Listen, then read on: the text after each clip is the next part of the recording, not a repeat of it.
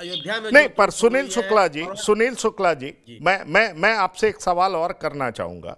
दरअसल विरासत का दबाव भी होता है और संतुलन की चुनौती भी होती है।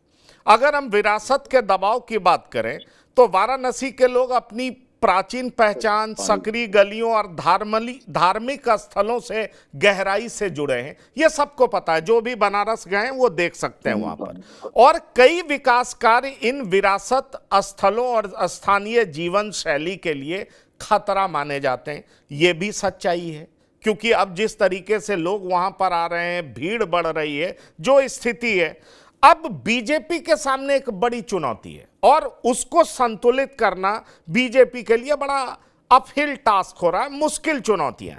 जैसे हम ये कहें कि भाजपा को दिखाना, क्योंकि भाजपा हिंदुत्व और डेवलपमेंट का कॉकटेल करना चाहती है, मिलावट दिखाना चाहती है।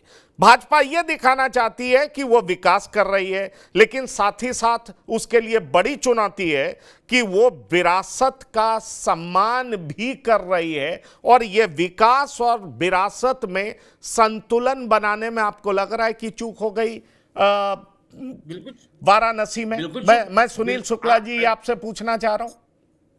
मैं कह रहा हूं कि विकास के नाम पर आप केवल क्या तोड़ रहे हैं? जो प्राचीन परंपराएं हैं, जो सांस्कृतिक धरोहर है, वही तो तोड़ रहे हैं आप विकास माने मंदिरों का विकास विकास है? आपने कौन सा ऐसा नागरिक विकास हो गया, कौन सा नगरीय विकास हो गया वाराणसी में? यातायात की जो समस्या थी वो खत्म हो गई। सवाल इस बात है, कोई आप वहां पे जो तमाम शिक्षण संस्थान है जो घिरे हुए हैं चारों तरफ से, उनको आपने ठीक कर दिया? ये केवल और केवल घाटों के पास है। घाटों में भी आप ठीक कर दीजिए, कोई दिक्कत नहीं है, किसी को नहीं होनी चाहिए।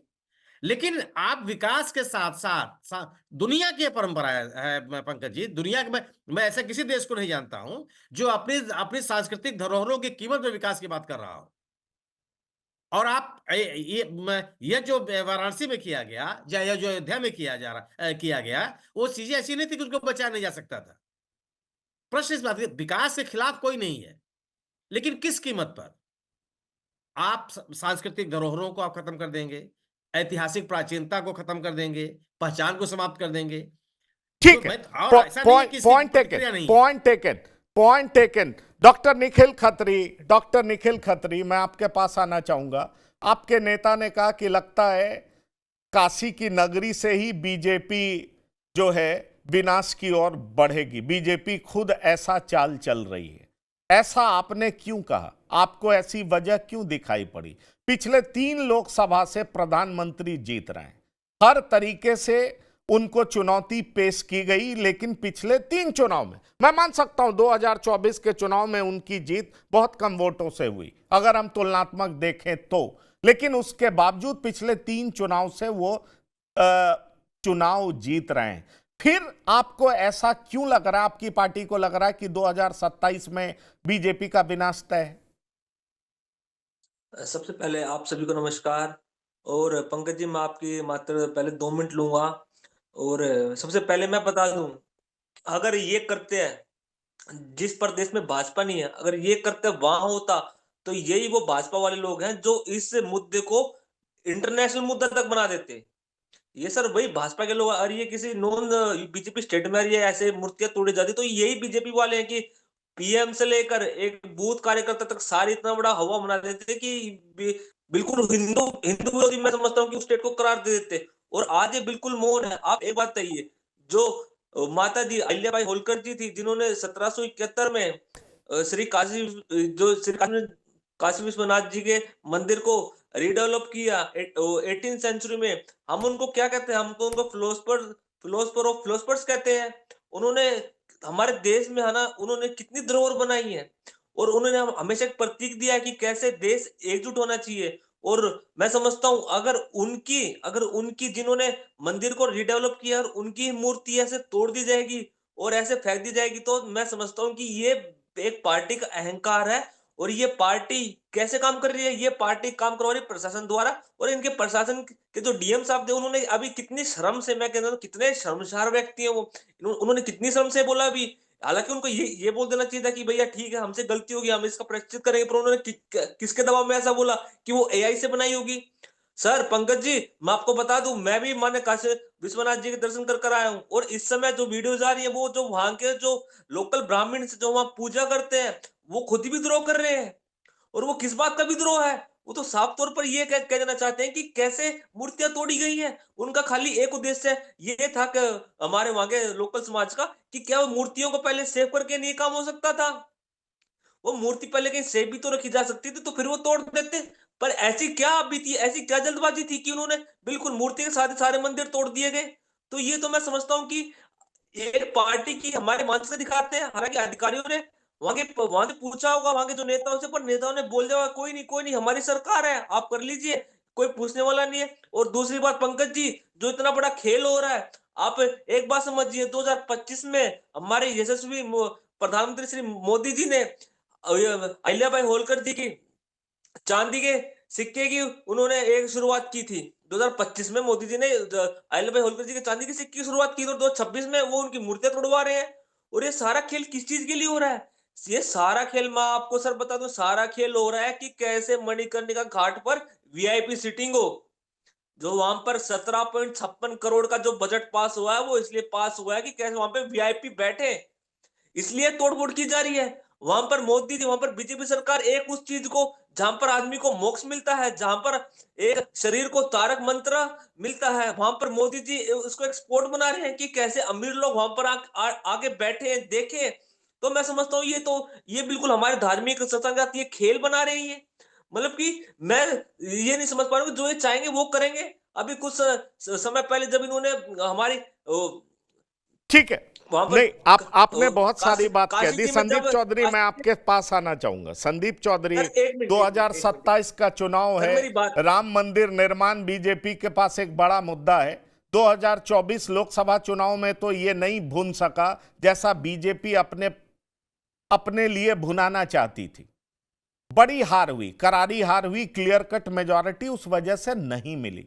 आपको लग रहा है कि मणिकर्णिका घाट को लेकर के जिस तरीके से ये मूर्तियों के संरक्षण की बात हो रही है, घाटों के संरक्षण की बात हो रही है, और नवीनीकरण के नाम पर जो आरोप विपक्ष लगा रहा है और जो मूर्तियां सोशल मीडिया पे दिखाया जा रहा है, बाद में भले ही प्रशासन का हमने संरक्षित कर दिया है, जब इसका नवीनीकरण होगा तो हम वो मूर्ति उसी तरीके से लगा देंगे, पर आप ये देख पा रहे हैं कि बुरी तरह से घिर रही है बीजेपी।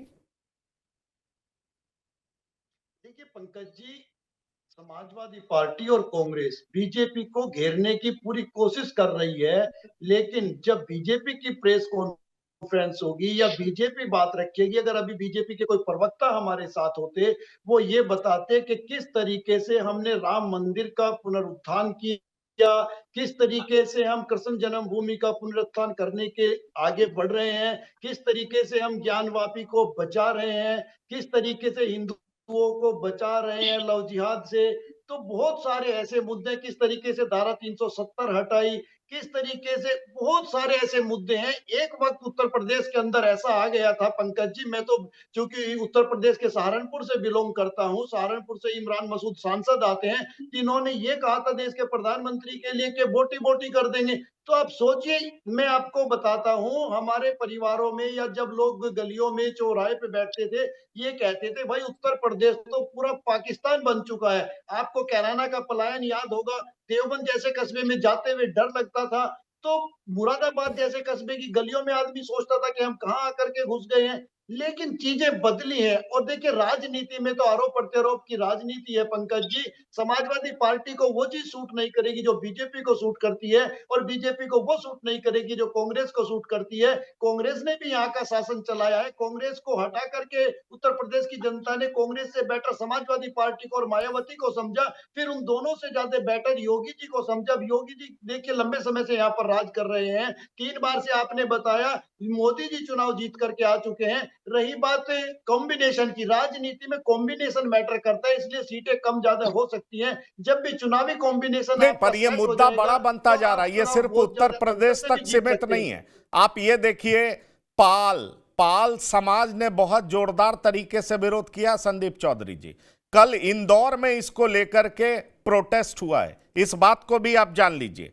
और अभी यह कहा जा रहा है कि होलकर ट्रस्ट ने प्रशासन से मूर्तियां मांगी, यह बात भी समझ लीजिए, क्योंकि अब यह साधारण मुद्दा नहीं है, सिंपल मुद्दा नहीं है। और जिस तरीके से इस मुद्दे को अगर हम आपके शब्दों में ही कहें कि ठीक है समाजवादी पार्टी कांग्रेस इसका राजनीतिकरण कर रही है, पर मैं आपसे यही तो पूछना चाह रहा हूं कि क्या अपने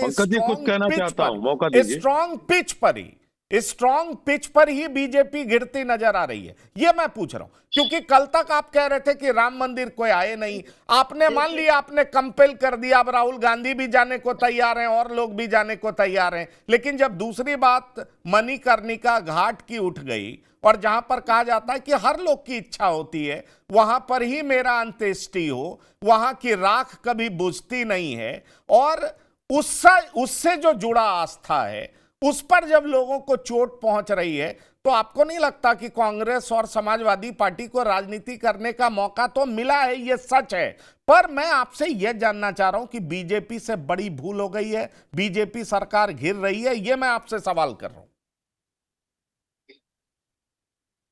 देखिए पंकज जी, बहुत महत्वपूर्ण बात आपने कही है। हम किसी भी सरकार को घिरने का तब मान सकते हैं जब कोई राजनीतिक दल या उसके प्रवक्ता विरोध ना करके जनता विरोध करने लगे। दिल्ली में आपने देखा जब केंद्र कांग्रेस की सरकार थी, अन्ना हजारे का आंदोलन हुआ, वो किसी राजनीतिक दल का विरोध नहीं था, वो जनता का विरोध था। जब जनता का विरोध निकल कर सामने आता है, वो बिल्कुल अलग तरीके का विरोध होता है। आपको इस बात का पता नहीं है? सत्ता घिर सकती है, सरकारें घिर सकती है, सरकारें सोचने पर मजबूर हो सकती है। आपने बड़ा किसान आंदोलन देखा, सरकारें दबाव में भी आई, सरकारों ने अपने फैसले भी वापस लिए, लेकिन खाली समाजवादी पार्टी या इनके कार्यकर्ता या इनकी कोई विंग विरोध करे या कांग्रेस की कोई विंग विरोध करे, उससे मुझे नहीं लगता बीजेपी को कोई खास फर्क पड़ सकता है। थोड़े में ज्यादा स्वाद, यही तो है इसकी खास बात। वाओ मामा, क्या स्वाद है। अरे मेरे राजा, दादी के हाथों का जादू और खुशबू से महकता घर, माँ की मुस्कुराहट और खाने की सुगंध, MDH गरम मसाला, क्योंकि हर रिश्ता है स्वाद से जुड़ा। Fenesta windows, beautiful and durable designs, installation से मेंटेनेंस की लाइफ लॉन्ग कस्टमर सर्विस। आपके घर में फिनिस्टा नहीं है तो कॉल कीजिए। फाइनल फिनिस्टा।